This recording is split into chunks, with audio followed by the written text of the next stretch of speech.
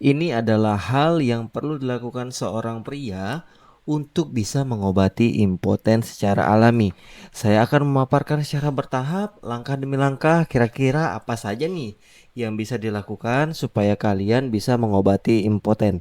Saya tidak akan membagikan untuk konsumsi obat ini atau obat itu atau suplemen ya, karena yang saya sampaikan ini pure murni hanya untuk kalian pertimbangkan agar bisa mengobati kasus impotensi bahkan dari rumah kalian masing-masing.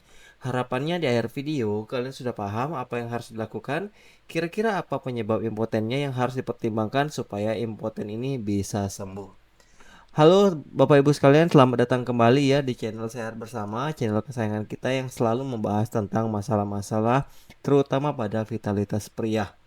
Ya, ada yang pernah bertanya, saya itu mengalami impoten, tiba-tiba susah keras nih dan ini tuh berlangsung cukup lama. Apa aja sih yang harus dilakukan supaya impotennya ini bisa sembuh dan bahkan bisa kembali normal tanpa menggunakan obat-obatan? Karena ini sebetulnya penjelasannya cukup panjang ya dan langkah-langkah yang harus dipertimbangkan.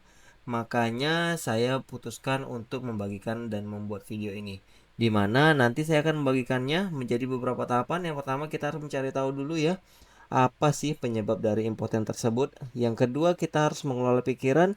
Yang ketiga memperbaiki pola hidup. Dan yang terakhir nomor 4 itu adalah pembahasan apakah meminum obat ereksi itu berbahaya atau tidak. Baik, lanjut ya kita ke pembahasan yang pertama supaya lebih jelas nanti. Yang pertama itu adalah kita harus tahu dulu penyebab dari impotensi.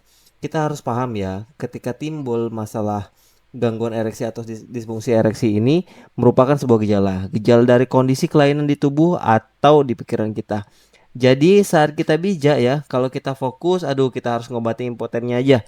Kita kalau ingin mengobati, kita harus mengobati akar dari penyebabnya. Bayangin aja, kayak ada selang yang bocor, tentu kita ingin memperbaiki bocornya saja kan? Bukan hanya sekedar menampung bocoran air tersebut. Karena kalau kita hanya menampung air bocoran tersebut, pasti suatu saat ia akan penuh karena kita tidak mengatasi permasalahan intinya. Makanya sangat penting kalau kita ingin memperbaiki fungsi ereksi, kita harus cari tahu dulu apa saja penyebab dari impotensi tersebut yang terjadi di tubuh kita terutama. Jadi secara garis besar ya, untuk penyebab impoten itu dibagi menjadi dua. Yang pertama itu dikenal sebagai disfungsi ereksi psikogenik atau permasalahan di pikiran kita. Yang kedua itu dikenal dengan istilah medisnya disfungsi ereksi organik alias terdapat kondisi penyakit di tubuh kita yang akhirnya mengganggu fungsi dari ereksi tersebut. Nah, kita akan membahasnya lebih lanjut ya. Yang namanya impotensi dikarenakan ada permasalahan pikiran ini biasanya sering mengenai pria-pria usia muda. Bahkan ya pria yang baru menikah dia itu udah bisa timbul masalah gangguan ereksi ini. Dan ini sering menimbulkan kecemasan. Karena sebelum-sebelumnya saya kalau masturbasi ereksinya normal, kok tiba-tiba saat nikah ada kendala. Rupanya ketika dia nikah stresnya itu tinggi, pikirannya kacau dan dia tidak bisa rileks. Akhirnya mengganggu fungsi ereksi. Karena sudah terganggu saat berhubungan, dia semakin cemas sehingga akhirnya apa? Akhirnya sulit sulit untuk bisa mencapai ereksi tersebut. Untuk impotensi akibat permasalahan pikiran ini biasanya dicurigai ya. Yang pertama itu dari usia. Usianya biasanya terjadi pada kisaran 30 tahun ke bawah. Lalu timbulnya dia gangguan mendadak dari awalnya normal kok tiba-tiba jadi nggak bisa ereksi. Nah, di samping itu dia ngerasa kok masturbasi bagus nih, tapi kalau langsung dengan pasangan itu ada kendala. Nah, itu juga sudah jadi satu penanda. Jangan-jangan ya, jangan-jangan karena kita biasa melakukan masturbasi, kita nggak ada tekanan dari orang lain, tapi ketika kita berhadapan dengan pasangan, ada kecemasan, tidak bisa memuaskan pasangan atau timbulnya kekhawatiran tersebut sehingga timbulnya lah kendala dari ereksi ini. Nah, gitu. Jadi makanya seringnya terjadi gangguan ereksi ini akibat pikiran ini. Dia semakin parah juga ketika harus berurusan dengan pasangannya kelak. Di samping itu, ada kondisi pada kondisi ini biasanya seorang pria itu ngerasain kalau ereksi paginya itu masih bagus. Jadi kerasnya sebenarnya masih bagus, gairahnya oke ya. Hal ini berbanding terbalik ketika dia berhubungan dengan pasangan. Kekerasannya justru terganggu dan bahkan hasratnya bisa tidak optimal. Ini menunjukkan ya ada kondisi-kondisi tertentu yang kadang bisa mempengaruhi fungsi ereksinya. Kalau kondisi tertentu bisa bagus, tapi kalau kondisi lain bisa jelek. Ini menunjukkan kecurigaan. Jangan-jangan ada faktor pikiran yang mempengaruhi fungsi ereksi. Bisa jadi juga ya, ada timbul kendala-kendala faktor pikiran lain yang kemudian bisa mempengaruhi fungsi ereksi tersebut. Misalnya, pada pria tersebut dia kecapean, capek kerja, dia juga habis lembur. Dia ingin melakukan hubungan seksual tapi karena tubuhnya ini kurang fit, dia akhirnya apa? Timbul kendala saat berhubungan seksual. Nah, ini adalah beberapa tanda kalau kita itu mengidap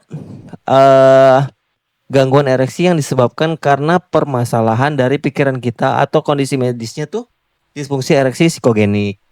Sementara kalau untuk impoten yang disebabkan karena ada penyakit di tubuh, biasanya kondisi ini mengidap para pria yang sudah berusia lanjut di atas sekitar usia 40 tahun. Walaupun perlu diingat juga, kadang bisa terjadi loh gangguan penyakit ini sudah timbul di usia yang relatif muda karena pola hidup yang tidak sehat. Untuk impoten, karena ada penyakit di tubuh ini, dia tandanya cukup khas. Antara lain, dia ngerasa ya kalau ereksi pagi mulai jarang. Padahal dulu waktu muda, wah, penis itu tiap pagi selalu bangun. Kok sekarang ini jadi susah keras ya? Kekerasannya juga nggak optimal, langsung kempes saja. Nah, ini menunjukkan kecurigaan ini. Kita perlu ini sudah menunjukkan kecurigaan, jangan-jangan ada penyakit di tubuh. Selain itu, dia coba untuk masturbasi. Dia ngerasa kalau masturbasinya ini nggak optimal. Terus biasanya timbul gangguan ereksinya ini secara bertahap dan perlahan. Dari awalnya ereksinya keras ya. Kemudian dia ngerasa agak menurun sampai akhirnya sekian lama dia ngerasa kalau kekerasannya ini jadi semakin parah. Jadi dia ngerasa ada proses penurunan dari fungsi ereksi tersebut. Ini yang menunjukkan kalau kecurigaan jangan-jangan impotennya disebabkan ada permasalahan penyakit di tubuh kita atau kondisi medisnya disfungsi ereksi organik. Nah, kayak begitu ya Bapak Ibu sekalian. Jadi memang terkait apa saja sih penyakit yang bisa mengganggu fungsi impoten, sebetulnya itu ada banyak. Tapi salah satu yang paling sering ditemui itu adalah dikarenakan adanya gangguan pembuluh darah penis. Jadi ya penis itu kalau mau ereksi dia harus pembuluh darahnya itu harus bisa mengembang. Makanya kan penis itu akan membesar saat terjadinya ereksi karena pembuluh darahnya itu mengembang dan dia akan mempertahankan aliran darah yang berada di sana. Bayangin kalau misalnya ada kelainan pembuluh darah. Misalnya pembuluh darahnya ini tidak bisa mengembang atau mungkin dia pembuluh darahnya tersumbat. Jadi bayangin aja kayak pipa. Airnya itu nggak bisa jalan karena ada sumbatan di dalam aliran tersebut. Maka yang terjadi sudah pasti ya akan timbul gangguan fungsi ereksi pada penis. Untuk tahu gimana nih kesehatan pembuluh darah kita, pemeriksaannya itu relatif mudah dan biasanya kita bisa lakukan di puskesmas terdekat. Yaitu adalah dengan pemeriksaan tekanan darah, gula darah, puasa, gula darah 2 jam setelah makan ya. Terus juga bagaimana kadar kolesterol dan bagaimana juga kadar asam urat kita. Jadi pemeriksaan itu sebetulnya adalah pemeriksaan sederhana yang harganya pun sebetulnya tidak terlalu mahal. Sayang, banyak dari kita tuh yang menyepelekan pemeriksaan tersebut. Saya sangat menyarankan kalau kita udah di usia 40 tahun ke atas ya, pertimbangkan untuk pemeriksaan yang saya sebutkan tadi itu minimal adalah 1 tahun sekali. Meskipun kita itu udah diperiksa normal, karena bukan tidak mungkin ya, tahun ini normal, tahun depan ternyata timbul masalah. Makanya sangat penting ya kita memeriksa kesehatan pembuluh darah. Kalau pembuluh darah kita itu timbul masalah, yang kena itu adalah pembuluh darah yang kecil. Di mana yang kecil itu di tubuh kita? Ya, salah satunya di penis. Makanya timbul gangguan ereksi terlebih dahulu. Kondisi ini jika dibiarkan dalam jangka waktu yang panjang ya, kurang lebih 5 tahun mungkin bukan nggak mungkin beresiko terkena penyakit jantung atau serangan jantung. Dibiarin lebih lama lagi 10 tahun beresiko terkena stroke karena pembuluh darahnya yang kena semakin pada pembuluh darah yang besar. Di samping gangguan pembuluh darah penis ya, penyebab lain yang sering saya temuin ya, yang pernah saya lihat-lihat itu adanya gangguan hormon testosteron ya, gangguan hormon testosteron. Jadi kita itu para pria punya bensin yang berperan penting untuk ereksi seksual, khususnya untuk ereksi yang libido alias gairah seksual. Namanya itu adalah hormon testosteron. Hormon testosteron ini diproduksi oleh buah zakar kita, tetapi ketika sudah menginjak usia 40 tahun ke atas, hormon testosteron ini mulai mendapat penurunan. Kondisi medisnya disebut dengan andropause atau penurunan hormon testosteron yang terjadi di tubuh. Ya, untuk tahu kira-kira hormon testosteron di tubuh kita normal atau rendah, dia diperlukan pemeriksaan laboratorium, yaitu pemeriksaan darah. Jadi darah kita akan diambil sekitar 2 sampai 3 cc ya, 3 mili. Kemudian akan diproses di laboratorium untuk dicek berapa kadar hormon testosteronnya. Biasanya pada orang yang mau dicek testosteron disarankan ya untuk periksanya tuh di antara jam 10 pagi ya. Berpuasa sekitar 12 jam dari jam 8 malam ya. Dilarang makan dan hanya boleh minum air putih. Setelah keluar hasil hormon testosteron, barulah dapat diinterpretasikan bagaimana nih nilai hormon testosteron tersebut. Tetapi hati-hati, banyak pria yang salah paham. Banyak pria yang salah dalam menginterpretasikan hormon testosteron ini. Dia udah cek hormon testosteron, dia ngeliat, oh ini normal aja nih berdasarkan standar lab. Namun yang paling penting, saya sangat menyarankan untuk konsultasi dulu dengan dokter andrologi terlebih dahulu. Karena interpretasi hormon testosteron itu tidak semudah itu. Kadang hormon testosteronnya kelihatan normal-normal aja, padahal bisa jadi dia hormonnya rendah dan memerlukan terapi hormon testosteron. Makanya penilaian hormon testosteron ini tidak bisa dilakukan oleh sembarangan. Biasanya harus dilihat oleh dokter dan juga dilihat bagaimana nih gejala di tubuhnya. Apakah ada kecurigaan bahwa hormon testosteronnya itu rendah atau tidak. Baik itu tadi ya penyebab gangguan dari impoten tersering ya. Kenapa sih mengetahui apa penyebab dari gangguan impoten ini sangat penting? Karena ya gitu, dengan kita tahu akar permasalahannya, kita bisa menentukan strategi selanjutnya untuk bisa mengobati impoten, dan kita ini bahkan bisa mengobatinya itu secara alami. Memang untuk mengetahui akar masalah penyebab impoten ini agak susah-susah gampang. Karena ya tadi tidak sesederhana itu. Saya sendiri kadang melihat ada pasien-pasien yang datang itu konsultasi, biasanya pemeriksaan ini akan dilakukan pemeriksaan lebih lanjut, mulai dari pemeriksaan tanya jawab, pemeriksaan buah zakar, dan pemeriksaan laboratorium. Barulah saya bisa menjelaskan atau menentukan kira-kira apa aja nih kemungkinan penyebab gangguan dari impoten. Bahkan bukan tidak mungkin ya, ternyata gangguan impoten itu pada seorang pria tersebut dia tuh kombinasi. Jadi ada masalah pikiran juga dan juga ada masalah penyakit di tubuhnya. Lanjut. Kita ke pembahasan selanjutnya untuk mengobati impoten secara alami, yaitu adalah kita harus mengelola pikiran kita. Ya, harus mengelola pikiran kita. Memang betul, impoten yang disebabkan ada permasalahan pikiran itu paling sering ditemui pada usia muda. Tetapi jangan salah, pada usia-usia lanjut juga bisa terjadi. Karena ya biasanya pada orang-orang usia lanjut mereka itu ada penyakit di tubuhnya sehingga mengakibatkan gangguan fungsi dari ereksi. Biasanya karena kondisi penyakit di fungsi ereksi ini, alhasil dia menjadi cemas dan stres. Makanya timbul juga gangguan pada stres dan pikiran yang kemudian juga akan mengganggu fungsi ereksinya. Kita harus paham ya, yang namanya fungsi ereksi agar bisa bekerja dengan optimal ini kita harus dalam kondisi yang tenang, relax, chill ya, dan nyaman. Karena saraf yang mengatur fungsi ereksi ini baru bisa bekerja ketika kita dalam kondisi tersebut. Kondisi yang nyaman dan santai. Sebaliknya, kalau misalnya ya, kita berhubungan seksual udah stres tinggi, ya stres tinggi maksudnya cemas, khawatir, udah depresi, maka yang terjadi saraf untuk fungsi ereksi ini dia tidak akan dapat bekerja dengan optimal. Akhirnya apa? Akhirnya pria tersebut akan kesulitan untuk mencapai ereksi maksimalnya. Karena tadi saraf fungsi ereksinya tidak bisa bekerja. Makanya sangat penting ya kalau kita mau fungsi ereksinya itu sehat, kita harus menjaga pola pikir kita supaya tetap tenang dan rileks. Pertanyaannya, bagaimana nih cara mengelola pikiran? Nah, ada beberapa metode yang bisa kita pertimbangkan ya. Salah satunya kita harus tenangkan pikiran dulu. Jadi misalnya ketika stres itu menerpa, stres itu datang, coba deh kita tarik napas pelan ya, keluarkan pelan-pelan. Jadi kita relaksasi pikiran, tenangkan pikiran supaya kita jauh lebih tenang terlebih dahulu.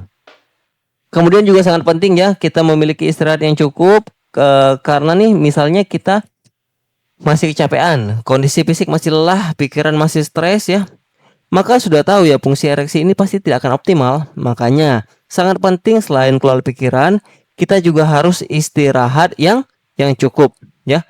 Istirahat yang cukup supaya nanti memang stresnya ini bisa aman gitu loh. Di samping itu juga sangat penting untuk dikomunikasikan dengan pasangan, dengan istri. Jadi misalnya kita ngerasa kalau kita ini cemas, khawatir atau sebaliknya, komunikasikan dengan istri supaya apa? mengurangi emosi negatif ya di tubuh kita, dan kita memberikan pemahaman ke istri kita. Harapannya kalau istri kita ini sudah paham dengan kondisi dan penyakit kita, dia itu tidak setidaknya ya mengerti, tidak menuduh macam-macam, juga memahami kalau misalnya saat hubungan seksual ada kendala. Dengan kita menciptakan situasi yang nyaman dan kondusif saat berhubungan seksual, diharapkan kecemasan tadi bisa teredam dengan baik. Selain itu juga bisa ya kita mencari penyegaran, refreshing. Kita bolehlah liburan dulu, staycation mungkin, cari situasi yang baru. Bisa jadi ya kita itu sumpek di rumah, hubungan seksual gitu-gitu aja. Jadi dengan adanya situasi-situasi kondisi baru dan variasi ini, maka dia akan memberikan kondisi fresh sehingga akhirnya kita lebih nyaman, tenang, dan ya bukan tidak mungkin fungsi ereksinya juga bisa membaik. Bahkan ada beberapa pasien yang bilang ada pasangan dia itu eh dia cerita kalau ketika dia staycation ya justru ereksinya itu bagus. Nah, ini kan sudah sangat jelas menunjukkan kalau dia mungkin ada kejenuhan atau mungkin ada stres tertentu di rumahnya yang bisa hilangkan ereksi maksimalnya ketika dia akan bisa membuat ereksinya menjadi maksimal ketika dia berada di tempat yang baru. Juga sangat penting ya, pada pria-pria jangan lupa untuk melakukan hobi. Misalnya hobinya mancing, ya silahkan mancing aja kalau itu bisa mengurangi stres kalian. Komunikasikan juga dengan istri. Kalau mancing ini sebagai media pelampiasan dan pengeluaran emosi negatif ya, karena biasanya istri banyak yang marah kalau kita laki-laki itu melakukan hobi. Pada prinsipnya, kita sebagai seorang manusia itu perlu work life balance juga. Kalau kita sudah kerja capek-capean ya, kita sangat penting untuk membalance kehidupan dan kesenangan kita dengan melakukan hobi kita tadi. Ketika kita sudah siap, kondisinya nyaman dan tenang, barulah kita coba untuk melakukan hubungan seksual lagi dengan pasangan. Jangan sampai ya, kalian masih merasa kalau tubuhnya kurang fit, tapi kalian terus maksain untuk hubungan seksual. Hal ini juga akan tentu menimbulkan kendala juga nih.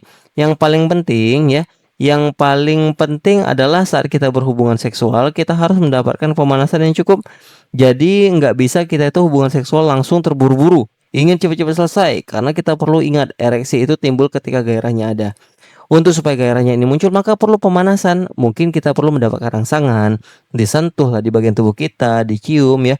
Kemudian kita melihat istri kita cantik dengan pakaian-pakaian yang menggoda itu, diharapkan dapat meningkatkan gairah sehingga optimal ereksinya bisa timbul secara maksimal.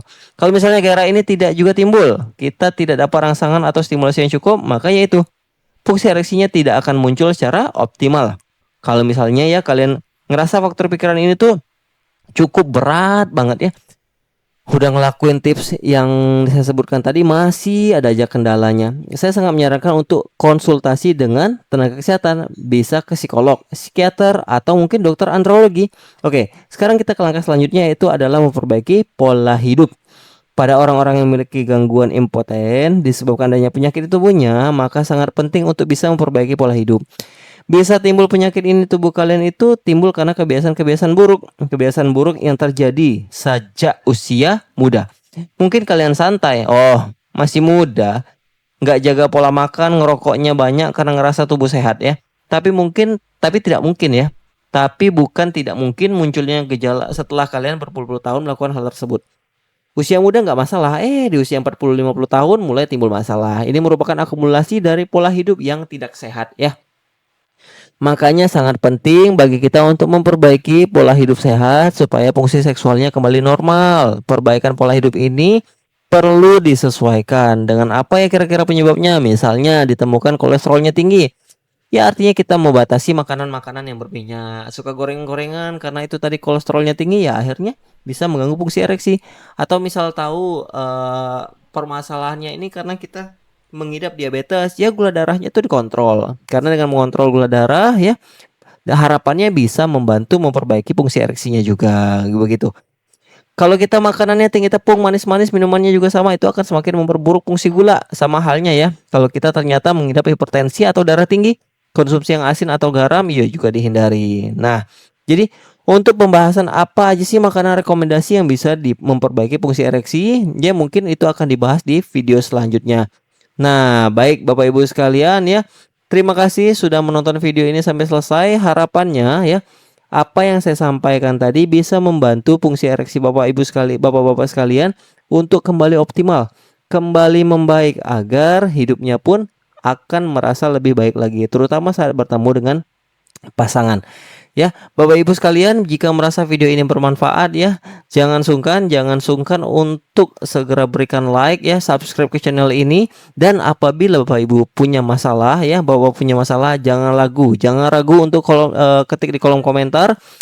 Saya sangat senang sekali membaca apapun itu yang menjadi komentar Bapak Ibu sekalian, dan jika memang ada waktu luang, saya akan membalasnya dan memberikan solusinya. Sampai jumpa, tetap sehat dan selalu sehat ya.